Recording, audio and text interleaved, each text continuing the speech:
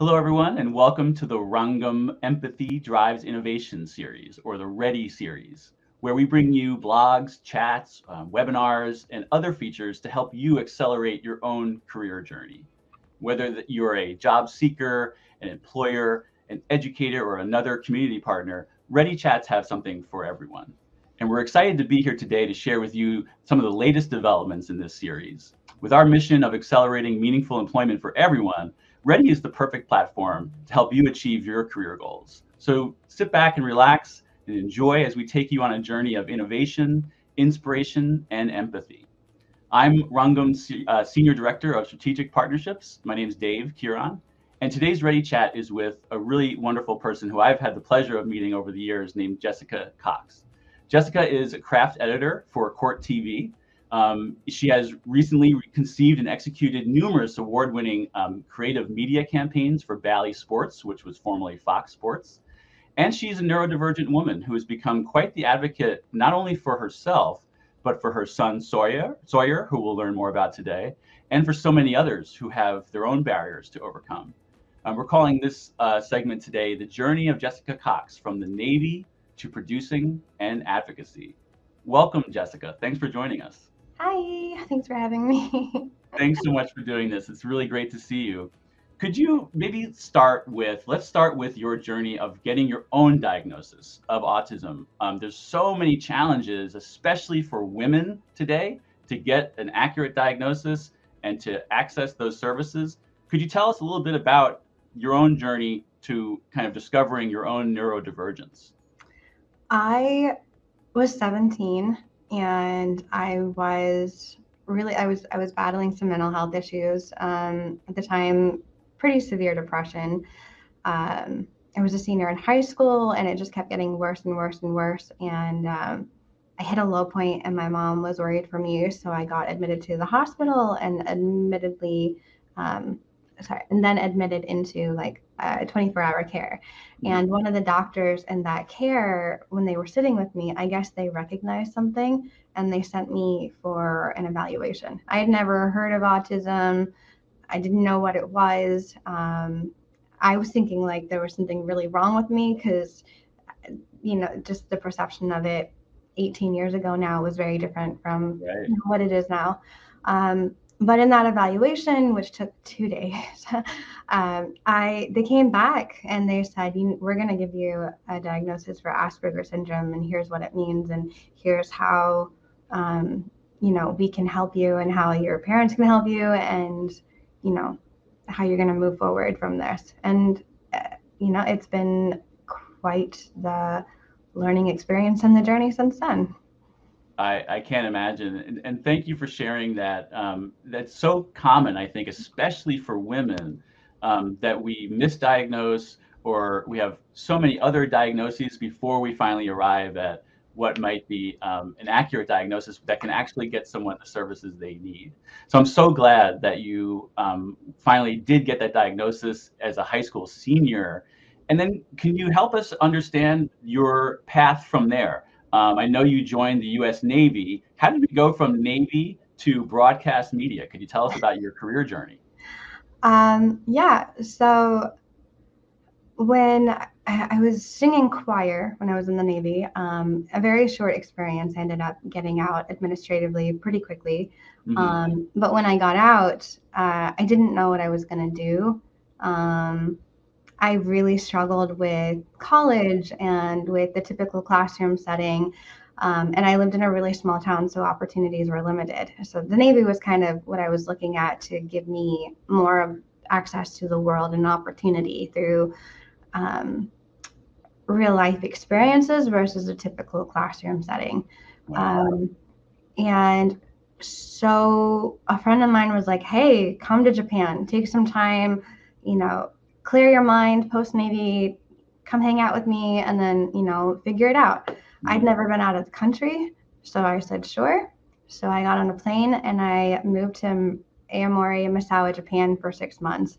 My friend was in the Navy at the Air Base there and was a mass communication specialist at the Armed Forces Network. And since I was on a visa, I couldn't really get a job.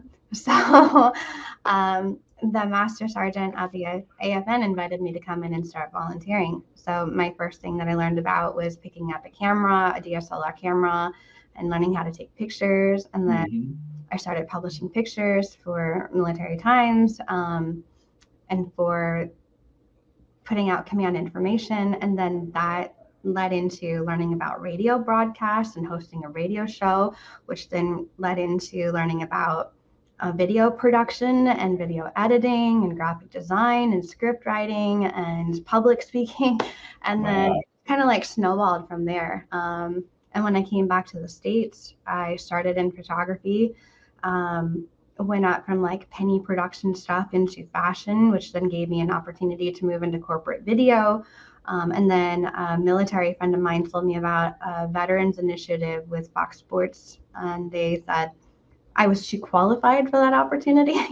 But they went ahead and they hired me on anyways. And it's just kind of been like one thing that snowballed into another. But what I realized along the way was that it was very different than what I ever saw myself doing, but I was having a lot of fun with it. And so I just kind of went for the ride, and now I'm here still like over a decade later. How amazing. And so it sounds like that volunteer opportunity that you took with the Armed Forces Network was really the catalyst. Well, maybe moving to your friend and really taking that leap to move to Japan was the catalyst. But I want to just touch on that for a second, the volunteer opportunity. I just think that's really important. Could you talk about kind of how, I don't know, how that shaped your next steps and knowing how to kind of network with people? I think this is a really good chance to focus on how people can gain skills in ways like, volunteering, internships, apprenticeships. I think more people, neurodivergent or otherwise, should be tapping into these kinds of experiences. So could you just talk about that for another minute, how important that volunteer opportunity was? It was everything. I wouldn't have learned what I'm doing otherwise had it not been for that. And it really, opportunities to learn things are so limited, even though we have the World Wide Web. People want to squirrel away knowledge. They want you to go to university. They want to see that paper. Yep. Whereas I've kind of broken that mold. Most of the people I work with have gone through art school, and I haven't. Surprise.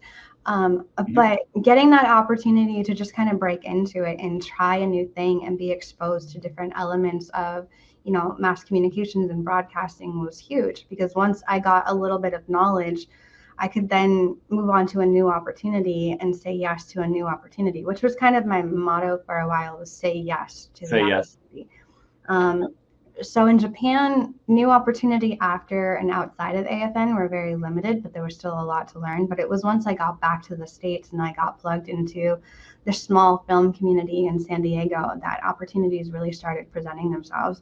And you do have to go out and find them. And you do have to be willing to say yes and step out of your comfort zone, which was immensely hard for me. But thankfully, I was surrounded by people that were just very patient and open to my process of learning and developing.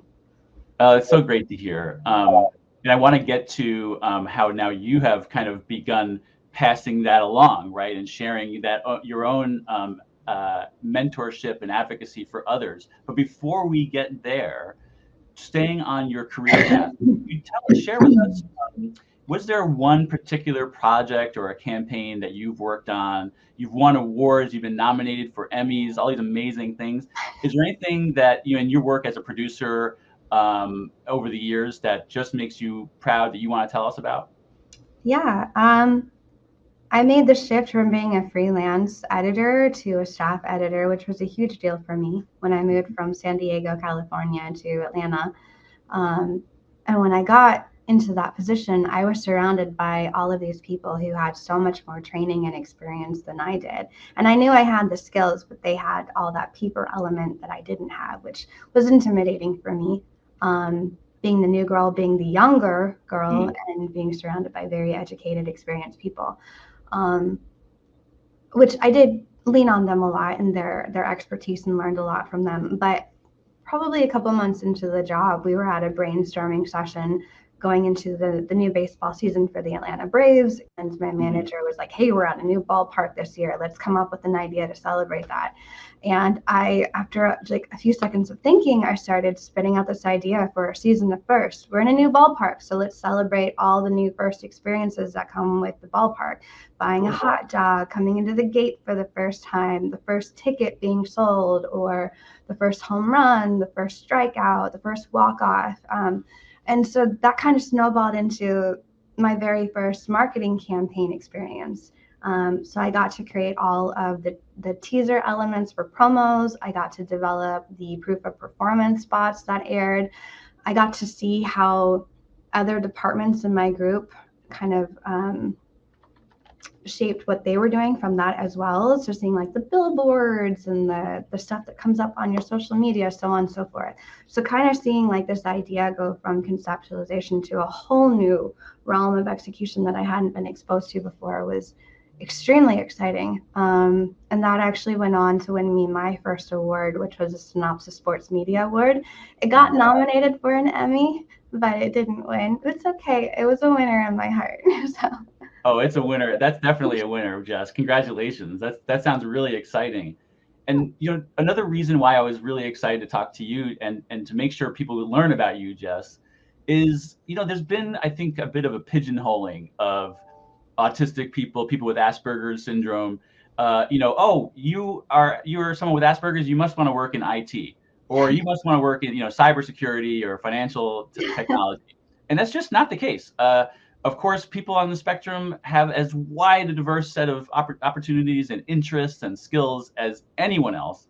And so, could we talk about that for a second? Like, I think there needs to be more women who are seen as leaders in the neurodivergent community, and more creative types. So people who are working in the arts, music, advertising, production.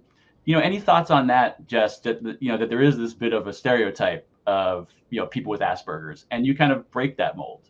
I mean, there definitely is a stereotype, and people do expect. They're very surprised when they learned out that I work in a creative industry versus a technical field.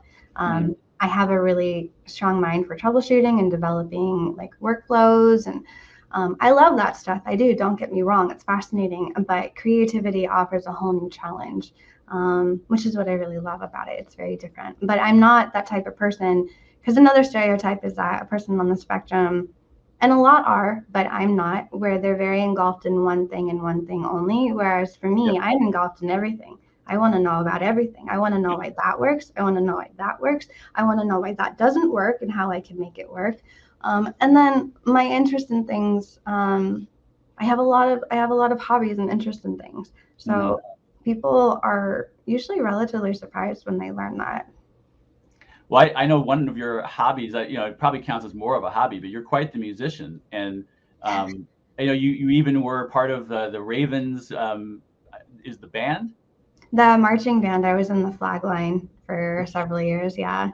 For the Baltimore Ravens. Yes, you have all sorts of talents and interests, that's for sure.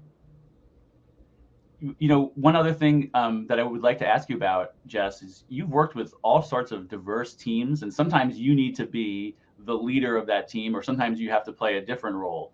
But you shared with me a couple of years ago a story about working with very famous athletes who are a lot bigger and have a big presence and have a big team and have a lot of experience, and sometimes you had to step up and really manage big diverse teams that include celebrities.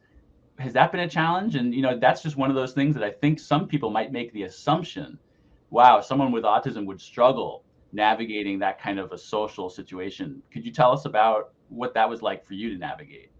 At first, it was really hard. I wanted to do it. Obviously, I wanted to do it because I did it. But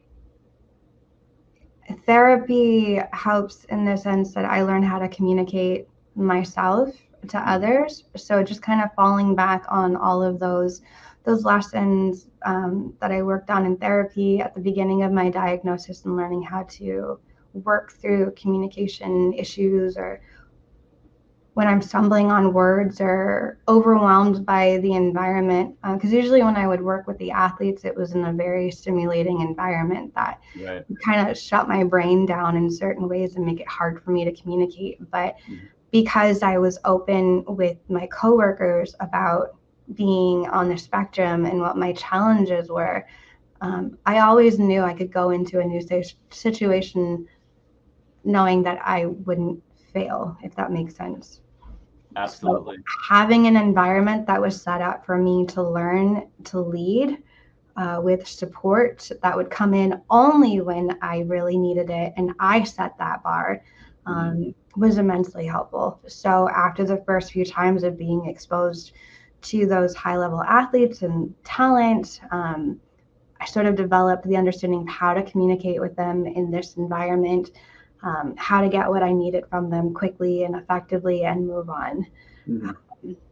So it's all a learning process and being able to learn. Yeah, and being willing to walk into those uncomfortable situations, right? That's what it sounds like. You've had to do that a number of times, is like walk through that fear, and that's the best way to learn. Yes. Yeah. Well, let's shift a little bit now. We've talked a lot about your professional journey. We've talked about your own personal journey in getting the diagnosis of Asperger's. But in 2019, your journey took another turn when you welcomed your son Sawyer. Could you tell us a bit about Sawyer, who he is, and what he loves to do, what makes him tick? But also tell us a little bit about his own journey and how that's kind of turned you into a real advocate for his needs. How much time do you have? Because I could talk about my kid all day. Yeah, please tell us. Let's start with all the great, wonderful things about Sawyer. How would you describe him to us? He is very social, and I'm jealous of how social and charismatic and funny and silly he is naturally, because I don't possess those skills. So I love watching him engage with the world. Yeah, he is something special. That's awesome. But Sawyer, when he was born, we found out 7 weeks after he was born that he was deaf. He got a diagnosis for bilateral profound sensorineural hearing loss, which means he was born with no ability to hear in either ear, completely deaf.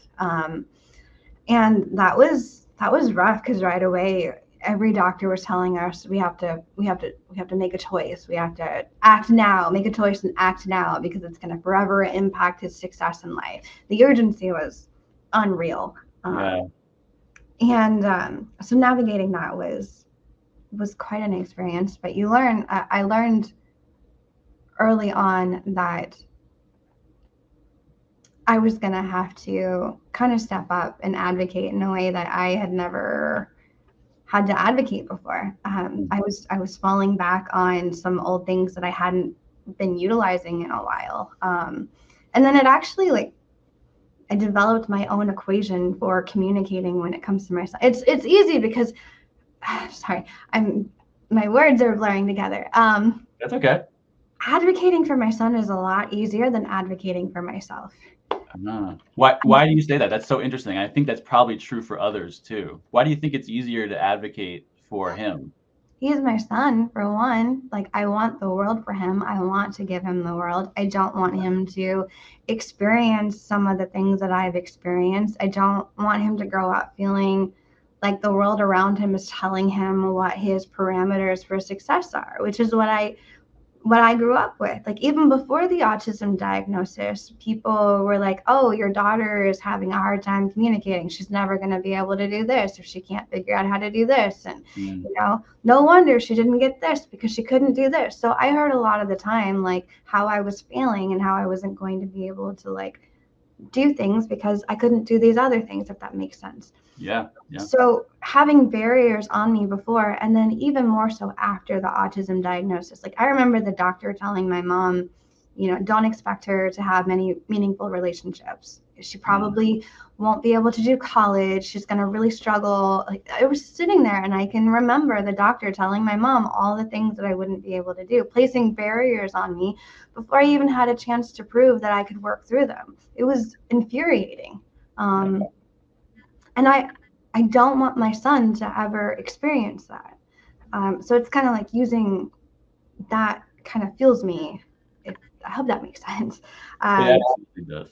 But Yeah, I'm like flying and getting off topic. Draw me back in. No, that's okay. Actually, there is something and I want to come back to Sawyer in a second, but I'm sorry that that doctor made those assumptions about you. And one of the assumptions you said was that Jess will not make meaningful relationships. Do you want to take a second to dismiss that one? I mean, have you been able to develop meaningful relationships Oh, in adulthood? yes. I I'm married. When people find out that I have Asperger's syndrome and I'm on the spectrum, they're always shocked to find out that I am in a marriage and Mm, that my husband is neurotypical and not on the autism spectrum like myself. It's right. surprising that my husband would want to be with me to them, which is a little, interesting when people comment on that. Mm, But we've been together for a very long time. And even before then, I did date. I went on a lot of dates. I had a lot of relationships. So it wasn't impossible. It just had to find the right person who was willing to understand my communication style and be okay with it. sure. Understand, learning what it means when I can't express myself, or learning how, when to back off so that I don't implode on him, so to speak. Or even, when we go to the grocery store, that's a whole nightmare in itself for me. But I'll come out of like Costco or the grocery store and I'm in sensory overload and I can't function for 5 minutes. So I'll just be sitting in my car crying, not sobbing, but crying, like trying to get all of the overwhelmingness of it to go and calm down. Mhm. Um, and he's not the person that would ask me 50 questions during it. Like he's learned how to communicate with me and Yep. also when not to communicate with me. So it just takes the right person coming along to understand you so that you can develop a meaningful relationship with them. Exactly. I think that's the case for everyone. But I'm really glad that you found your person. Um, so coming back to your role now as a parent to Sawyer and an advocate for Sawyer and his hearing loss, but also your own Asperger's, and you've mentioned your advocacy for mental health. What do you think individuals, what do you think businesses and organizations should be doing to help promote greater awareness and understanding, and beyond just awareness, greater acceptance of people on the autism spectrum, people with hearing loss or mental illness? What do you think we should all be doing more of out there, Jess? Can you rephrase that one more time? There was a lot in there and I'm having trouble Yes, sorry. remembering all of it. I think I probably asked it in too long a way. You're now an advocate for people with special needs. What do you think individuals and companies can do to promote more awareness and understanding of these issues? Individuals not being so easily dismissive of somebody who doesn't respond or react in ways that you would typically expect a person to react. Hmm. I find that on one-on-one cases, when I'm trying to develop a rapport with somebody, I get dismissed really easily because I'm not reacting the way that they would expect me to react. Mm. I'm not, my responses are very different. I'm not engaged the way that they would want me to be. And I think there's a level of adjustment that needs to happen and the expectations that people have when they communicate one-on-one with somebody on the spectrum, Yep. and not come into that with like a predetermined stereotype of who that person is going to be. And that's a conversation to have. A friend of mine said it once and I repeat it all the time: when you've met one person with autism, you've met one person with autism. So if you go and you meet somebody like Bob over there who's got one form of autism, don't expect me to be like Bob. It's just not how it is. Yep. So have a conversation with Bob, have a separate conversation with me. That's the most important thing on a one-to-one individual basis. Um, and then businesses, you said, right? Yeah, businesses should we be, doing more to educate and to train? What do you think? What can businesses to be doing more? There could be more training. There could be more conversation about it.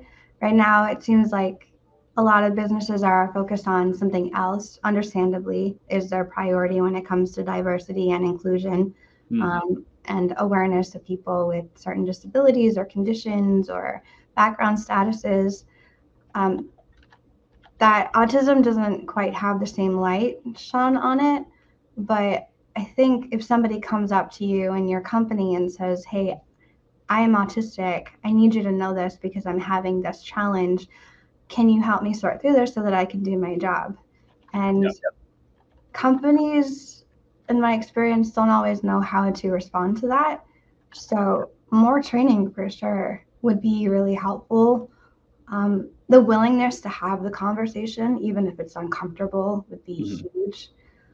And then just understanding that because somebody on the spectrum is openly saying they're on the spectrum, they're not automatically saying they're incapable of doing their job, which seems to be what people jump to the conclusion of very quickly. It's, I can do my job, but I can do my job more effectively if you help me with this. So a lot of stuff gets lost in translation, which is unfortunate. But if they had the training to understand what that translation is, or the differences in communication or responses, it would be huge. It would be absolutely huge.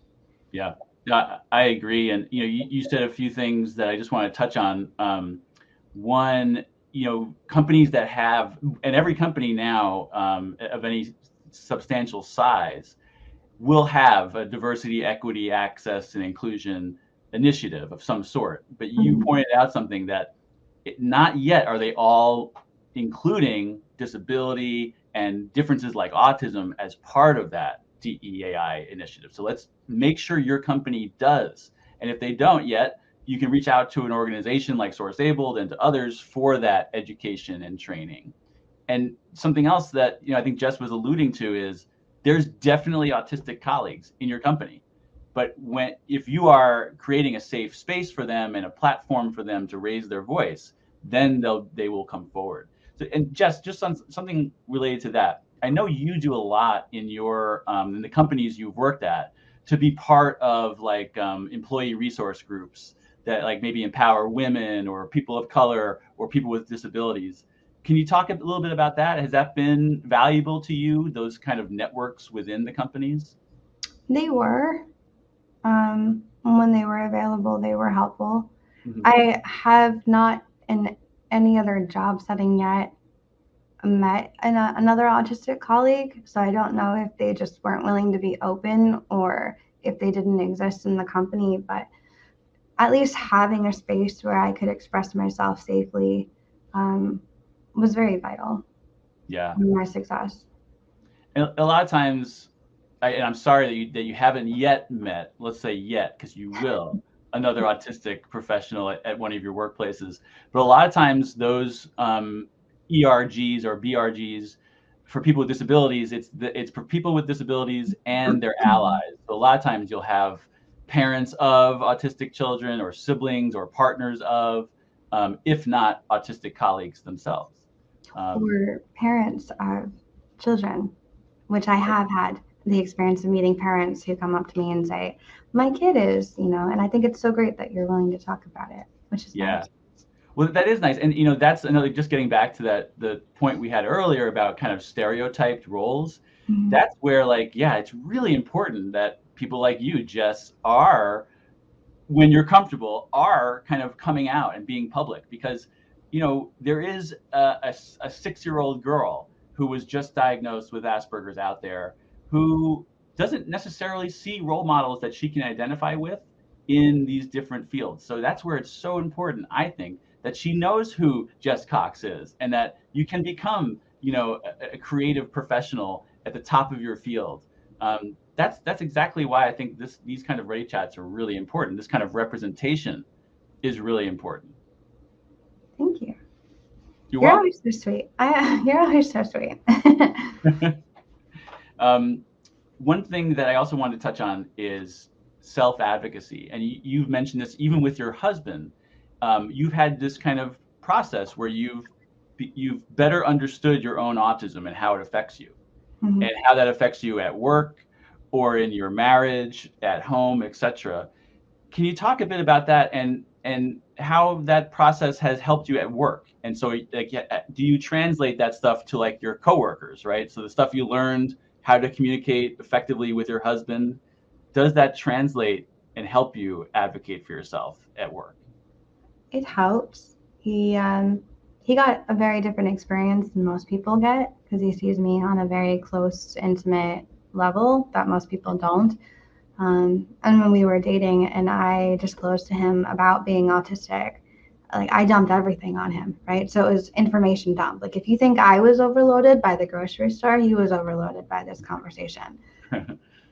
But that's not how I approach a conversation with other people. It's usually at work, I'll approach as needed. But because I've had these conversations safely with my husband numerous times, because part of being me is that I like to cycle on stuff from 5 days ago, 10 days ago, a year ago, 10 years ago, that conversation that you've already moved on and forgot about and can never recollect. I'm still sitting on it and cycling about it and thinking of ways of how I could improve that conversation so that if it ever comes up again, like hopefully it'll be better than the first dozen times. Right. So I do use those experiences and those reflections when I try to talk to somebody about something that I am struggling with, or even if I just wanted to disclose it to them because I'm feeling open and I want to share about this part of myself. Yeah. Did I answer the question? You did. Okay. That's perfect answer. Yeah, thank you. And we're getting towards the end of the Ready Chat, Jess. Do you have any advice to aspiring producers out there, or aspiring media professionals who are on the spectrum? Any advice on how to develop their skills, and to follow in your path? Yeah. I definitely went the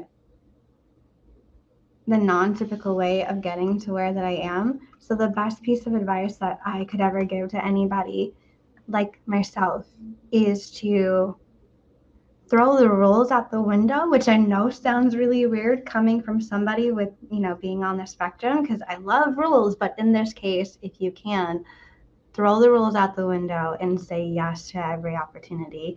Be willing to get uncomfortable, really uncomfortable. Be willing to challenge yourself. Be willing to fail. And do that around people that you can trust to have your back as you do it. Because I didn't have the opportunity to learn otherwise. So I depended on really great people that I could trust to give me a space to fail and learn and to grow, because I couldn't have grown if I didn't fail first. Right. Well, I love that story, Jess. And to kind of bring it back full circle is now here you are, not just for Sawyer, but you're looking to help others as well and kind of act as that mentor who you got some great advice from some really helpful people, and now you're trying to kind of pass that along. Is that right? Yeah. Well, it's wonderful, and thank you so much, Jess. I want to kind of have a call to action to everyone who's attending today to get involved, like Jess has, in your own advocacy work and continue your own personal growth and to develop your skills like Jess has. If you want to learn more about Jessica Cox, we'll put a link in our chat here for stilljess.com. You can read about her and see some of her amazing work in the media.